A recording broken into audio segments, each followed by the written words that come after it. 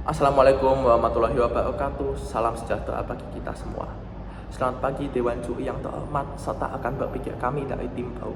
Saya, Marvel Nathanael Pramana, selaku pembicara satu dari tim kontra, dan pada kesempatan kali ini, kami dengan tegas menentang mosi perdebatan Dewan ini akan mewajibkan kandidat politik untuk lulus tes kompetensi politik agar dapat mencalonkan diri. Tentu saja pernyataan ini bukanlah tanpa dasar alasan yang kuat. Namun sebelum kita melangkah lebih jauh, izinkan kami untuk mengkaji lebih lanjut tentang argumen yang telah disampaikan oleh tim Pro sebelumnya. Tim Pro berpendapat bahwasanya dengan adanya tes kompetensi politik ini dapat membangun kepercayaan rakyat terhadap sistem pemerintahan kita dan juga sistem perpolitikan Indonesia. Namun perlu kita sadari status quo yang terjadi saat ini, bahwasanya masih terdapat banyak sekali fenomena politik uang terjadi. Banyak tokoh-tokoh mengincar jabatan strategis dalam bidang pemerintahan kita hanya mengandalkan seberapa luas relasi yang mereka miliki dan juga seberapa banyak dana yang mereka kucurkan. Walaupun perpolitikan kita ini diisi oleh orang-orang yang berpendidikan, namun nyatanya masih terdapat banyak sekali pelanggaran hukum, dan yang paling berat adalah KKN, korupsi, kolusi, dan juga nepotisme. Apabila dari tadi tim Pro terus menggaungkan tentang adanya demokrasi, bukankah dengan adanya realitas KKN ini tidak sesuai dengan adanya demokrasi dan justru menjadi ancaman tentang adanya dinamika demokrasi di Indonesia karena tidak sesuai dengan kesejahteraan rakyat?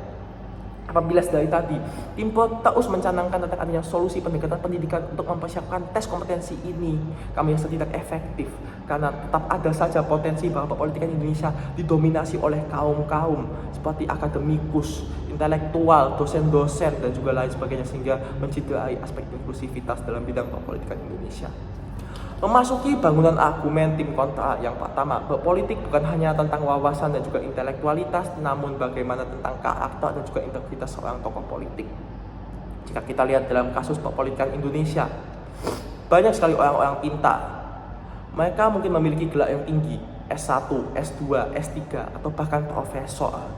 Namun nyatanya banyak dari mereka yang terjerat pelanggaran hukum berat, seperti korupsi, gratifikasi, suap, dan juga lain sebagainya. Mereka hanya memanfaatkan kepintaran yang mereka miliki untuk mencari celah-celah tertentu dalam bidang perpolitikan Indonesia sehingga mereka dapat melakukan praktik-praktik ilegal tersebut. Yang kami maksud tentang karakter di sini bukan berarti kami melupakan tentang aspek intelektualitas dan juga wawasan yang dimiliki. Tetapi karakter di sini berarti adalah bagaimana suatu tokoh dapat membangun relasi dengan rakyat, bagaimana cara mereka berkomunikasi dengan rakyat, bagaimana cara mereka untuk terjun langsung dalam kehidupan rakyat, dan bagaimana cara mereka untuk menyuarakan aspirasi rakyat dalam pemerintahan kita.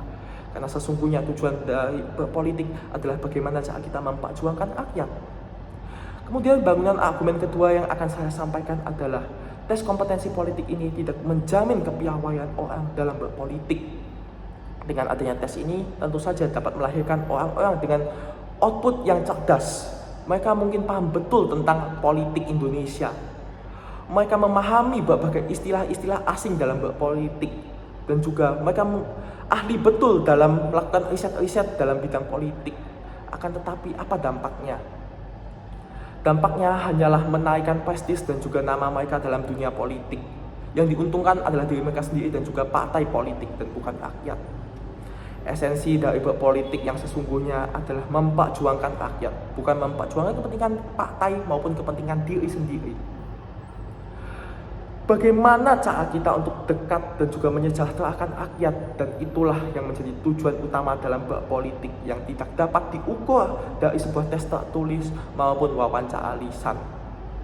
Izinkan saya untuk mengambil salah satu contoh Bapak Haji Soeharto selaku Presiden kedua Republik Indonesia. Beliau tidak pernah menempuh pendidikan formal yang tinggi dan jenjang pendidikan beliau hanyalah sebatas SMP. Namun kita lihat selama dinamika pemerintahannya banyak sekali pembangunan digencarkan. Beliau adalah sosok yang piawai dalam membangun relasi dalam kehidupan masyarakat. Di bawah rezim beliau, masyarakat Indonesia sejahtera dan juga banyak orang tua kita mengakui bahwasanya zaman paling enak adalah zaman Pak Harto. Di bawah rezim beliau, pembangunan banyak digencarkan dan juga berbagai krisis ekonomi diselesaikan. Tentu saja kita tidak berbicara tentang polemik yang terjadi, tetapi adalah bagaimana cara beliau untuk membangun relasi dengan masyarakat dan menyejahterakan masyarakat Indonesia. Dan kemudian bangunan argumen ketiga yang akan saya sampaikan bahwasanya tentu saja terdapat penyalahgunaan tes ini oleh pihak-pihak tertentu. Mari kita telaah lebih lanjut. Siapa yang membuat tes ini? Tentu saja orang-orang dalam pemerintah.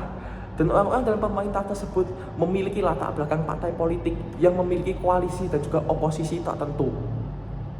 Mereka mungkin dapat merancang tes ini agar dapat menguntungkan koalisi mereka, dan juga penilaiannya dilakukan secara subjektif untuk menjatuhkan oposisi mereka. Dan bukankah dengan adanya fenomena ini dapat melanggengkan rezim partai tertentu dan juga mencidrai aspek demokrasi? Semua orang tidak dapat berkompetisi dengan bebas dalam bidang perpolitikan Indonesia, dan juga demokrasi tidak dapat ditegakkan dalam fenomena ini.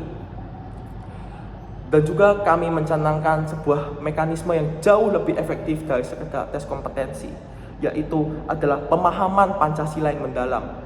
Kita tahu bahwasanya Pancasila merupakan dasar negara kita, terdiri dari 5 sila yang memiliki nilai-nilai luhur dan juga adiluhung di dalamnya.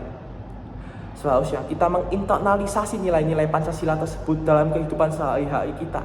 Karena sesungguhnya dalam berpolitik yang ditekankan bukan tentang seberapa pintar kita, seberapa intelektual kita, tetapi adalah karakter dan juga moral kita untuk menjalankan tanggung jawab rakyat dan juga menyejahterakan rakyat, sehingga kita dapat membangun Indonesia yang berkeadilan sosial bagi seluruh rakyat Indonesia. Sekian bangunan argumen dari saya dan tim kontra layak menang. Terima kasih.